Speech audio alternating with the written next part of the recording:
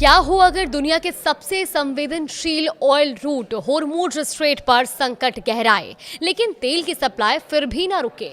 क्या इराक ने होर्मुज का विकल्प तैयार करने की दिशा में सबसे बड़ा कदम उठा लिया है?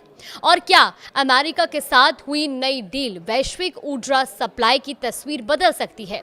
इन्हीं सवालों के जवाब को लेकर आज इस डिजिटल एक्सप्लेनर में हम बात करेंगे। नमस्कार, आप देख रहे हैं न्यूज़ 18 का डिजिटल प्लेटफॉर्म और मैं हूं आपके साथ जागृति खंतवाल।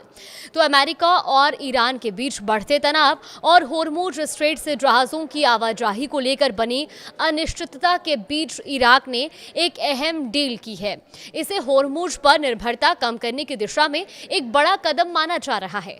शुक्रवार को वॉशिंगटन डीसी में यूएस चैम्बर ऑफ कॉमर्स में आयोजित संयुक्त राज्य अमेरिका इराक व्यापार शिखर सम्मेलन के दौरान इराक के कई तेल कंपनियों के साथ दर्जनों समझौतों पर सहमति बनाई। इनमें सबसे अहम फैसला रहा इराक सीरिया ऑयल पाइपलाइन को दोबारा शुरू करने का। इस पाइपलाइन के जरिए इराक तेल और गैस की सप्लाई पाइपलाइन नेटवर्क से करेगा, जिससे तेल निर्यात के लिए होर्मुज स्ट्रेट पर उसकी निर्भरता कम हो सकती है। यानी दुनिया तक तेल पहुंचाने के लिए एक वैकल्पिक रास्ता तैयार करने की कोशिश की जा रही है।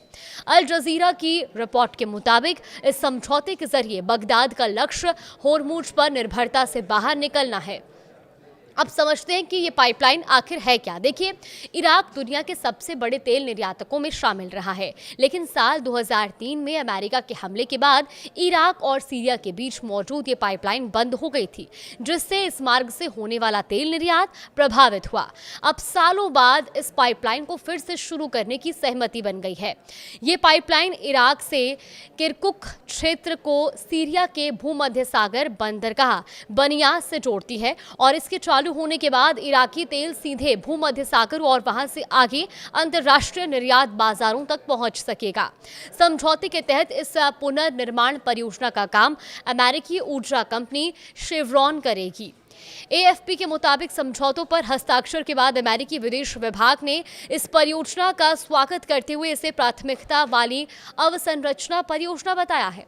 अमेरिकी विदेश विभाग ने अपने बयान में कहा कि इराक सीरिया कच्चे तेल पाइपलाइन का पुनर्वास और पुनर्निर्माण द्विपक्षीय और क्षेत्रीय रणनीतिक महत्व की परियोजना है और अमेरिका, इराक तथा सीरियाई अरब सरकारों की इस पहल का स्वागत करता है। यही नहीं, वॉशिंगटन इस परियोजना के तकनीकी और वित्तीय पहलुओं के लिए एक अंतर्राष्ट्रीय संघ की भी निगरानी कर रहा है। अमेरिकी विदेश विभाग के अनुसार परियोजना पूरी तरह शुरू होने के बाद इसकी शुरुआती परिवहन क्षमता हर दिन 20 लाख यानी 2 मिलियन बैरल कच्चे तेल की होगी। ये घोषणा ऐसे समय में हुई है जब इराकी प्रधानमंत्री अली अल जैदी वॉशिंगटन दौरे पर हैं और अमेरिकी राष्ट्रपति डोनाल्ड ट्रंप उनके नेतृत्व की प्रशंसा कर चुके हैं। अब सबसे बड़ा सवाल ये है कि क्या ये पाइपलाइन भविष्य में होर्मुज स्ट्रेट पर निर्भरता कम करने में अहम भूमिका निभाएगी और क्या इससे वैश्विक ऊर्जा सप्लाई को एक नया और वैकल्पिक रास्ता मिलेगा? तो देखिए, इन सवालों का जवाब आने वाले वक्त में ही तय हो पाएगा, लेकिन फिलहाल इतना साफ है कि इराक और अमेरिका की ये डील वैश्विक ऊर्जा बाजार में एक महत्वपूर्ण घटनाक्रम के तौर पर देखी जा रही है।